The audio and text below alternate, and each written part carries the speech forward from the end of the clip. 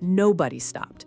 Not the families who walked in on Saturday mornings with their children, not the couples who spent 40 minutes looking at every other kennel, not the volunteers who knew every cat by name and made a point of introducing the ones nobody noticed. They all saw him, they all kept walking, because the cat in Kennel 7 had a face that looked at first glance like a warning. Heavy brow, narrowed green eyes, the permanent expression of someone who had been interrupted mid-thought and was not pleased about it. "He looks mean," people said. They said it quietly, as if he might hear them. He heard them. And he stayed exactly where he was, curled in the back corner of a cardboard box, chin resting on the edge, watching the door with eyes that gave nothing away. His name was Ginger. He had been there for 4 months. But to understand what happened on night 3, you have to understand what brought him there in the first place.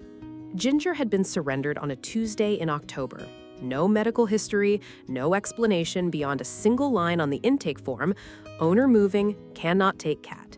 The shelter director, a woman named Karen, who had worked in animal rescue for 19 years, noted his age, approximately 3 years old, his weight, 11 pounds, and his temperament as observed during intake. She wrote one word: watchful. Not aggressive, not difficult, watchful.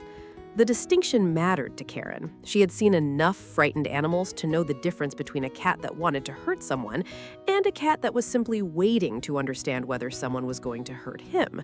Ginger was the second kind. But most people who walked past Kennel 7 didn't stop long enough to learn that. They saw the face, they moved on. Week 1 passed, week 2.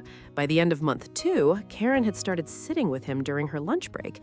She didn't try to touch him at first. She just sat nearby with her sandwich and her notes and let him decide what the proximity meant. By week 3 of those lunch visits, Ginger had moved from the back of the box to the front. He never asked to be touched, but he stopped moving away. Karen wrote in his file, "Not mean, just precise about trust." The other staff had their own theories. One volunteer, a college student named Drew who came in on weekends, said Ginger reminded him of a professor he had, the kind who never smiled in class but stayed an hour after every lecture for anyone with questions.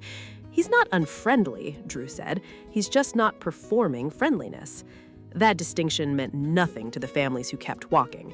But Karen held on to it, because in 19 years, she had learned that the animals who waited the longest were rarely the ones with the most problems. They were waiting for the right person to stop. And then, on a cold Wednesday afternoon in February, someone stopped. She was 38, a secondary school teacher, recently divorced, recently moved into a smaller apartment that felt, in her words, like a place she was visiting rather than somewhere she lived. She had not planned to adopt a cat that day. She had come to drop off a donation bag. Food, toys, a spare bed her previous cat had never used. Her previous cat, a tabby named Pip, had died in March. 14 years. She wasn't ready, she told herself. She was just dropping off a bag. She was in and out in 10 minutes. Except she wasn't, because on her way to the door, she passed Kennel 7, and Ginger looked at her. Not the warning look, not the narrowed assessment he gave the Saturday families, something else.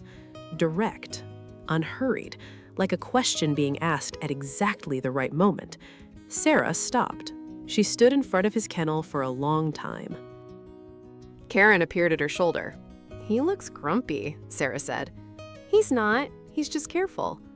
Sarah looked at the cardboard box, at the 4 months of waiting inside it. "How long has he been here?" Karen told her. Sarah was quiet for a moment. "I'll take him," she said.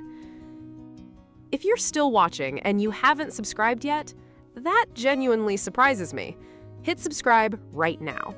Because what happened on night 3 is something I think about every time someone tells me a cat is too difficult to love. The first night, Ginger went under the bed. Sarah had been told to expect this. She set his food just inside the bedroom door, changed into her pajamas without making a production of it, and got into bed with a book. She read for an hour. She turned off the light. From under the bed, she could hear him breathing. She didn't speak. She didn't reach down. She just let the dark be shared. The second night, he moved from under the bed to beside it. Same silence, same stillness from Sarah. She had learned somewhere in 14 years with Pip that animals on their own timeline needed you to have no timeline at all. She had also learned, though she couldn't have said when or how, that the worst thing you could do for a grieving animal was try too hard. Pip had taught her that in his last months. The quieter she had been, the closer he had come. Sarah set her book on the nightstand. She turned off the light. She listened to him settle on the floor beside her, the small sounds of a large animal making peace with a new space. And she thought, not for the first time, that there was something almost unbearably brave about an animal who had been let down before and was trying again anyway. And then, at exactly 2:09 a.m. on the third night, everything changed.